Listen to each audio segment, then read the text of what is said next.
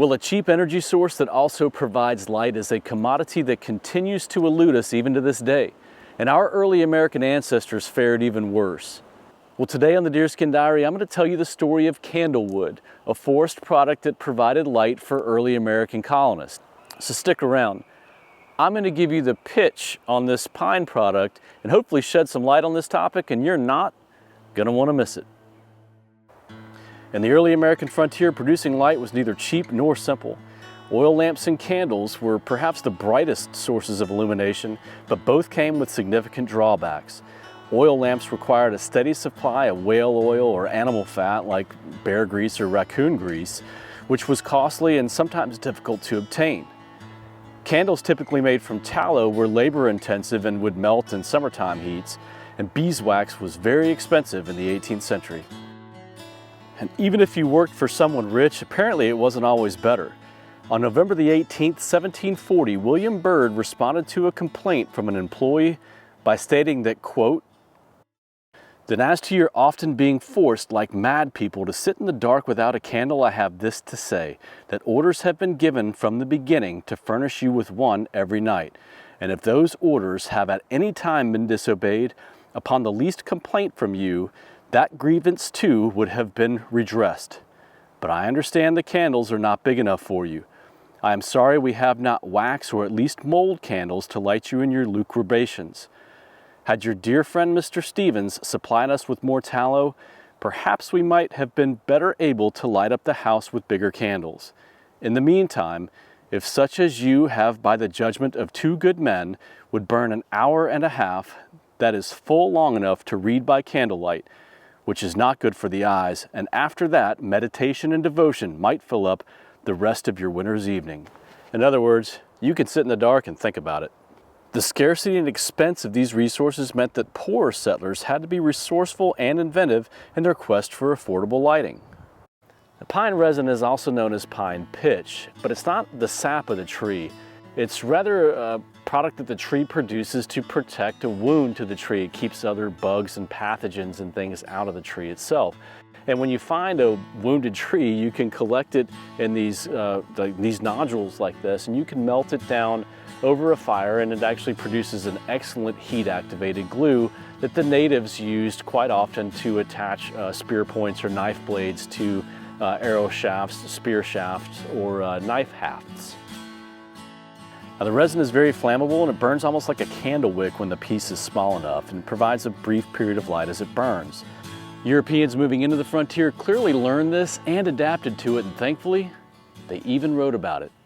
In 1642, historian William Wood wrote that out of these pines has gotten the candlewood that is so much spoken of, which may serve as a shift amongst poor folks, but I cannot commend it for singular good, because it is something sluttish, dropping a pitchy kind of substance where it stands.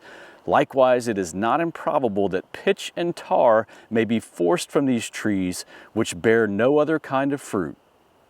Now, it turns out that many of our frontier favorite authors wrote about candlewood, which is oftentimes known today as fatwood or lighter knot.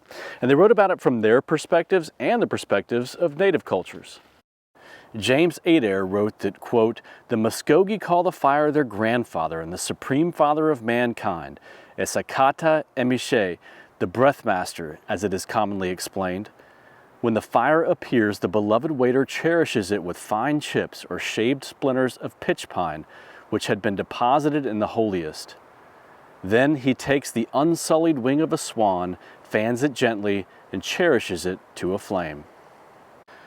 The Reverend Mr. Higginson, writing in 1633, said of these pine knots, "They are such candles as the Indians commonly use, having no other, and they're nothing else but the wood of a pine tree, cloven into little slices, something thin, which are so full of the moisture of turpentine and pitch that they burn as clear as a torch." And thankfully, other settlers went on to write about this free natural resource. For the hunting of the passenger pigeon, which is a now extinct species in large part because it was pretty easy to hunt them, William Bartram wrote that, quote, "They take them by torchlight. The birds have particular roosting places where they associate in incredible multitudes at evening, on low trees and bushes, in hummocks or higher knolls in the interior parts of vast swamps. Many people go out together on this kind of sport when dark.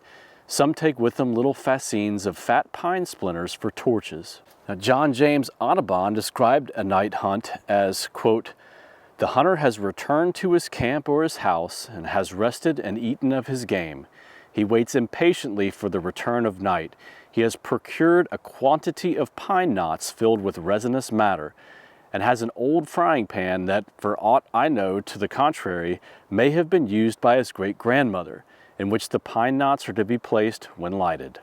Audubon went on to describe a crude lamp after, quote, "Supper over, the fire was completely extinguished and a small lighted pine knot placed in a hollowed calabash." Now, in terms of lighting in colonial and frontier homes, author Alice Morse Earle firmly made the claim that New England farmers would just as soon go into winter without hay as they would without a supply of candlewood. Colonial Williamsburg uses candlewood pieces in their cressets or street lights during evening hours. Now, when I look for candlewood, I prefer to look for the bleached bones of these old dead pine trees. Sometimes you can find it sticking straight up out of an old stump that's all powdery and decayed, but oftentimes you'll see it concentrated near where the limbs meet the actual trunk itself. And I've cut off just a little bit here, and I can tell by look and smell, it's got a really strong turpentine pine scent to it, that this is going to be a good piece of candlewood. So I'll go ahead and finish cutting this and gather it up. I cut the base of the limbs, mostly giving me about a 6-inch piece of resin-soaked wood that I can split out into smaller pieces to burn. Now, this is the piece I just cut off this dead pine, and on the end here, hopefully you can see that darker color. That's the resin that's deposited. Now, this piece is really dense for its point of decay here, so I'm imagining that the resin itself probably extends up to about here, so I'll cut it off there.